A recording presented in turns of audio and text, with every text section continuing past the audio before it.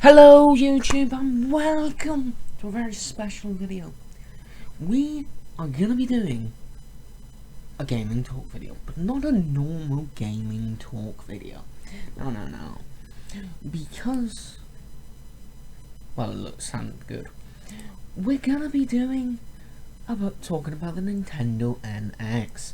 Now if you don't know, and now this, as you can see by the title of the video, Nintendo files a patent for, it'd be something around this line. Nintendo files a patent for a diskless game system. Here's why it's the Nintendo NX. Now, if we look at Nintendo's previous consoles, right, the NES wasn't powerfuler than its counterpart, which was the Sega Master System. The SNES accidentally was, because it was released, I think, I'll just get the exact, I'll get the exact release date here for you guys to make sure I'm right. It's around about 2 years after the Genesis the SNES was released. Yeah, I'm going to do this by the first release. The Mega Drive, or as it's called in the United States, Genesis, was released on October 29th, 1988 in Japan. And it was the SNES, or the Super Famicom, first time was released in Japan on November 23rd, 1990. So, that was the only time that Nintendo was in front. It was the powerfulest system. Now, it's the same with, if we look at the Game Boy, and its counterparts, Mega Drive, not the Mega Drive, Game Gear, I meant to say, and, what was the other one? Game Gear, and there was another one, Atari Lynx, more powerful than, it was less powerful than it, sorry, and it's still outsold its competitor. The only time, and I'll be honest, and I'm not even sure that this is true, that on purpose, and then it wasn't fully, that not Sony, Nintendo, sorry, because I'm really tired, I apologise, Nintendo was actually in front and meaningfully wanted to be the powerfulest system. And then that's debatable, me saying this, and probably is going to have a lot of controversy, is the N64. And then it wasn't the powerfulest system anyway. Now, if we look, and I'm gonna just back this up again, that's why you can hear typing. I'm gonna back this up with facts, and I could be terribly wrong here, because, like, this was a spur of the moment video. If we look, right, now we're not gonna look at games. Obviously, in the 5th generation, there was the 3DO, the Jaguar, the Saturn, the PlayStation, and the N64, or Ultra 64 as it was referred to. Now, we are not, for the relevance, for the US and Europe, we're not going to include Japan in this one, in, like, drives and stuff like that. Right, the Saturn had two 32-bit processors. Now, it had, first, CPU, it actually had more than that. GPUs, it had two processors. Now, CPUs, it had two Hiachi SH2s, 32 bits at 28.63 MHz. It had one Hiachi SH1, 32 bit at 20 MHz. And it had one Motorola 68EC000, 16/32 bit, 11.3 MHz. And obviously it had two GPUs. Now, the N64, however, and this is where it's debatable, and it really gets debatable here, because, and now if we look here, fair enough, the N64 only has one CPU. It only has one CPU, and the Saturn has 1, 2, 3, 4 CPUs. Fair enough. But if we calculate the numbers, and I'm going to ask Cortana this. No, I'm not. I'm going to ask Cortana to find me my calculator, which is very helpful if I actually type it right. I'm actually going to make sure I get this spot on for you guys. So we have we got 28.63 times that by 2. Nope, I'm just going to add that twice. Sorry guys, it's been a really long day. I apologise. 63. So we add that. Then we add 20 megahertz. Right. Then we add 11.3 mega. Enter. So yes, theoretically, that the Saturn was less powerful than the N64 in CPU, and now in GPU it's a totally different ballgame. For the N64 is the powerfulest one anyway, but because the Saturn had a total of 88.56 megahertz, which in today's standards is really babyish. Like you look at the Xbox One that's got 8 cores at 1.75. Yeah. Back here, when this was, I think, for consoles anyway, if we look at it like that, more than one core was like, whoa, what are you talking about? And that's the best way to put it. It was like, what are you talking about? Dual, like, more than one CPU is different, but more than one core was literally like, what are you talking about? Literally. And I think partially that was because the flipping R&D on it was through the roof. I will get my words out right.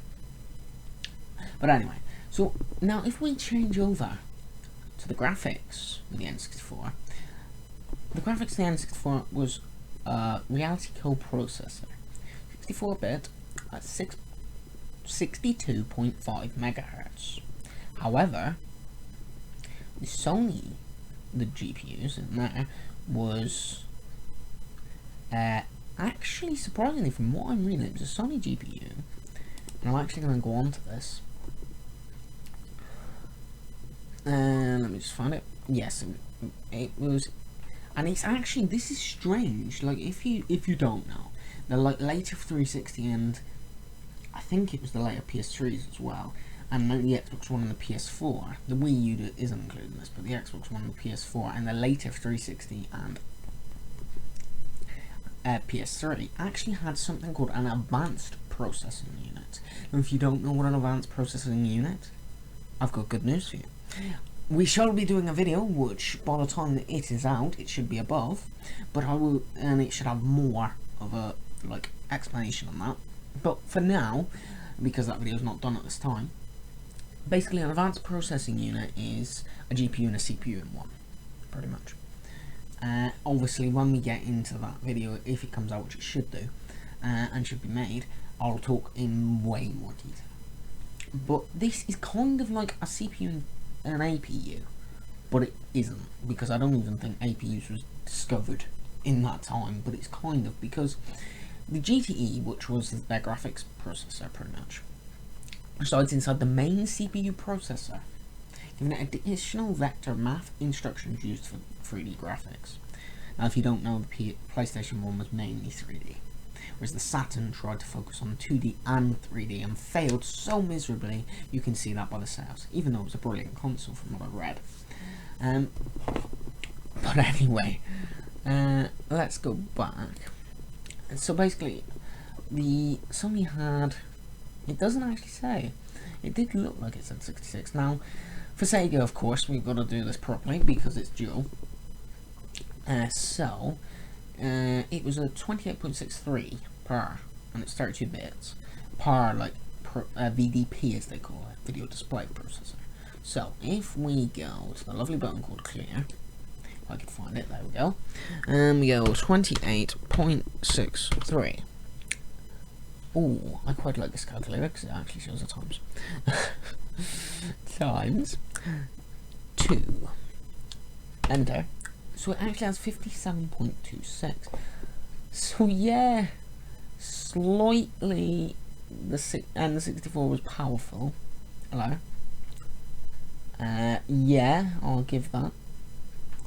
But I don't think, personally, it was done meaningfully. Because, again, if you actually look at it, the fifth generation, I will get my words out, right, started on October 4th, 1993, and that was with Panasonic, pretty much, 3DO.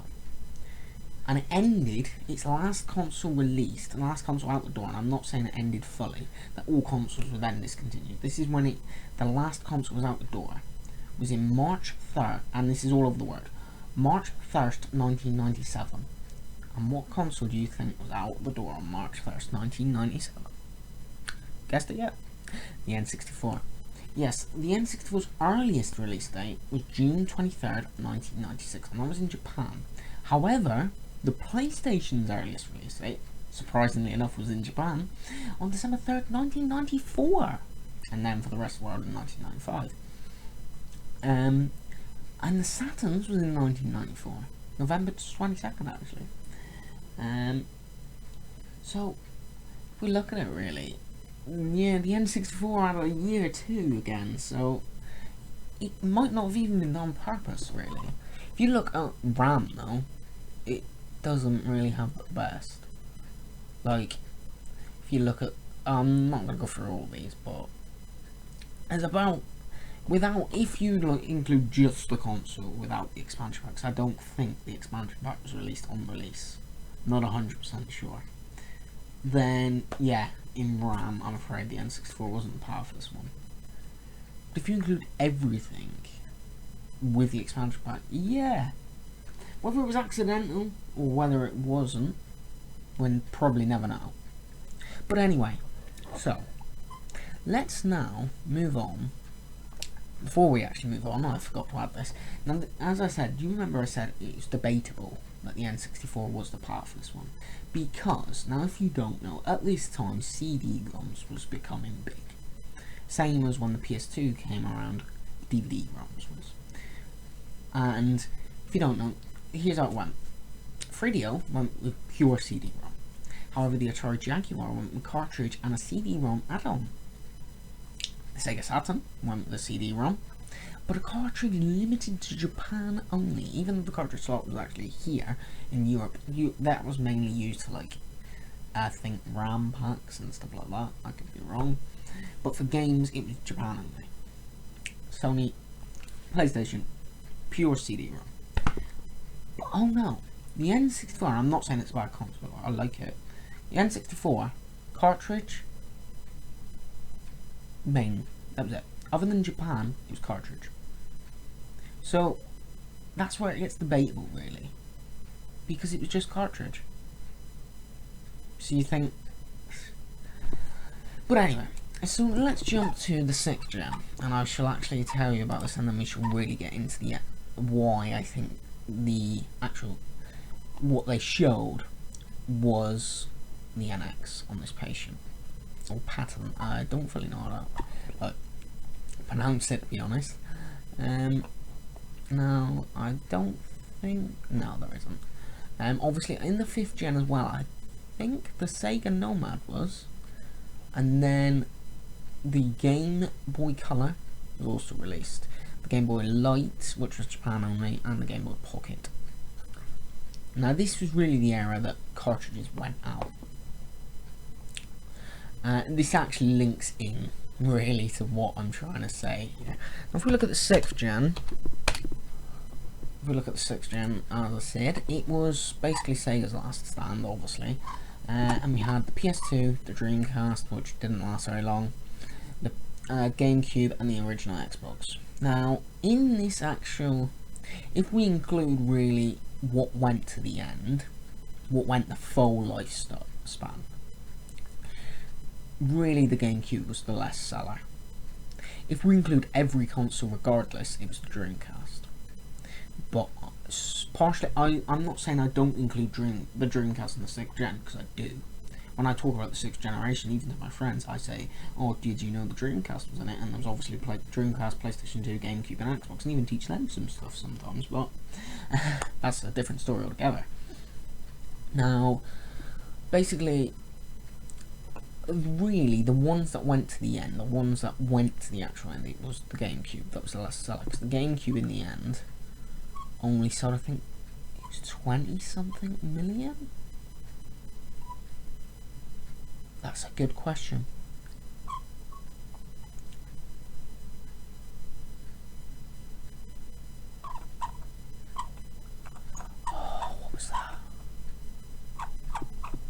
doing my edit, sorry, I've gotten quiet.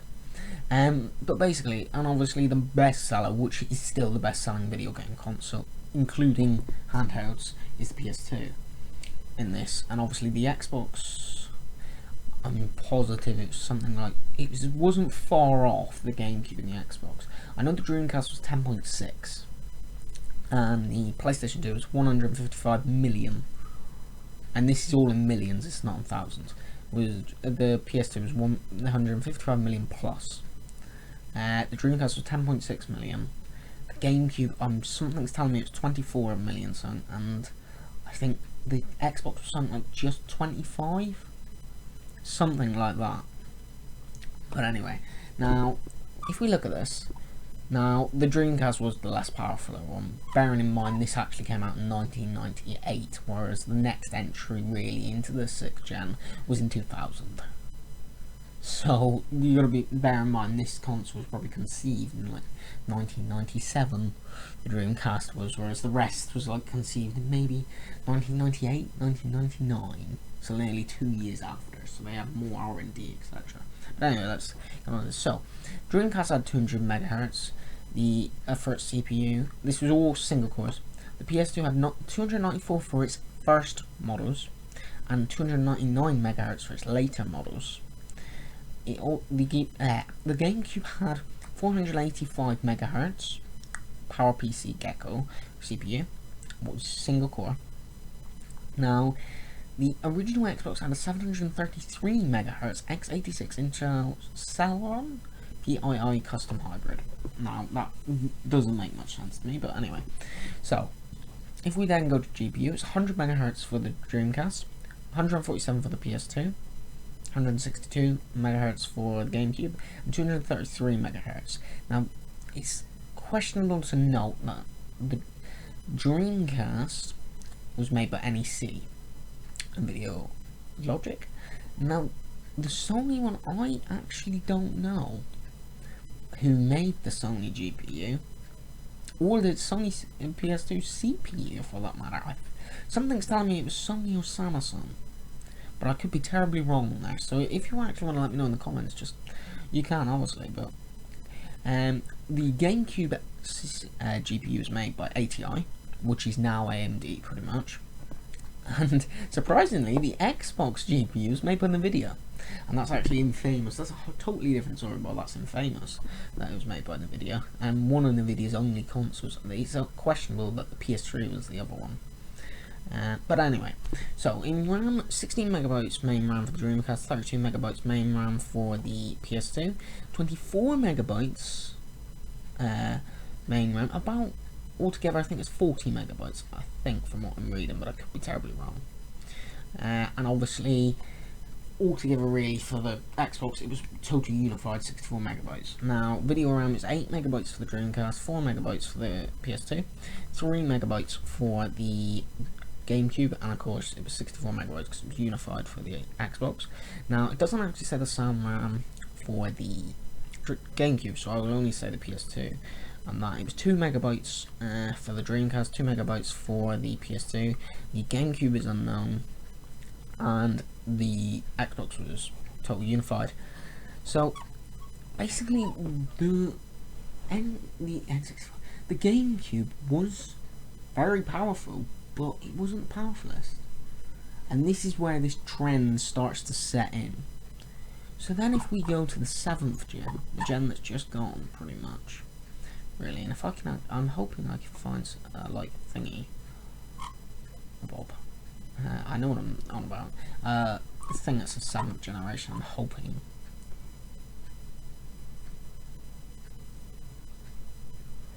Sadly, it doesn't look like I can. But anyway.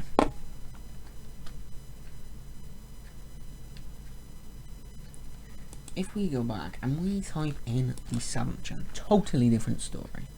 This is compared to that, and this is all leading up to why I think it's the NX this patient is, or patent, whatever you want to pronounce it like. Now, so we look at this. The Wii was the less powerful one, and it was the best seller. Because like if we look, and I'm gonna have to go over these pretty quick. The Xbox and PS3 both had tri-cores. The PS3 wasn't really like known fully, but it's assumed, sorry, that the PS3 was a tri-core anyway. And basically they had 3.2 GHz tri-cores, but the GameCube only had 729 MHz single core.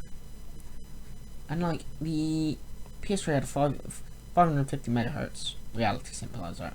It's based on the video architecture. The Xbox 360 had a 500 MHz, but the PS3, the Wii had a 243. Now I am going to skip the RAM here. There's quite a big difference. Basically the Xbox 360 and the PS3 both have 512. The Wii basically had nearly, not even 100. Now if we look at the new Wii U, it was a tri-core, so it's a 3-core, and it's 1.24 GHz, and I actually know this off by heart. And I think it's about, I'm gonna remember. It was 500 MHz GPU.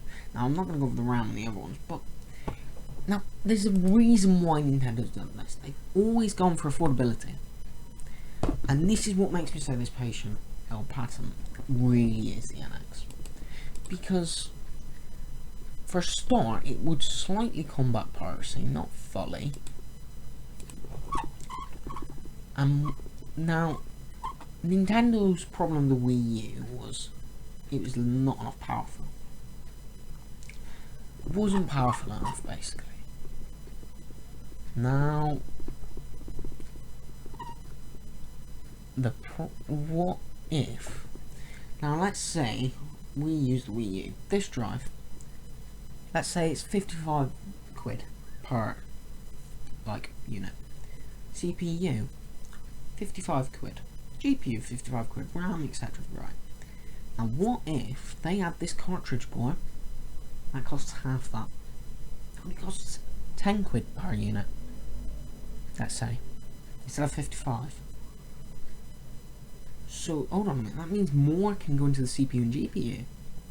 So that means they've now saved £45. So they can distribute that with the GPU and CPU, so they can have better GPUs and CPUs. And this is what Nintendo is, and this is what also backs this up, because it's already been said, third party, like, because there was a closed viewing to third party developers, it's always been already said, yeah, they're happy with it. Positive reaction. This is what makes me say this is the NX, because if they had that cart drive, for a start, it revolutionises home consoles, for a start, and it turns the price down so they can have a powerful system. And I think on that note, guys, I'm afraid I'm going to have to end. So, that is pretty much my conclusion. It is the NX. I will try and leave a link in the description, and I'm going to say subscribe if you want to see more great content. Like if you like, dislike if you dislike. Share as much as you possibly can. Comment and let me know what you thought of the video if you want any answers for what I've said in the video. I will remember what else I was going to say. If you just want to say hi, any improvements, again, share as much as you possibly can. I'm going to say thanks for watching. I hope you enjoyed. And I'll see you next time. Cheers.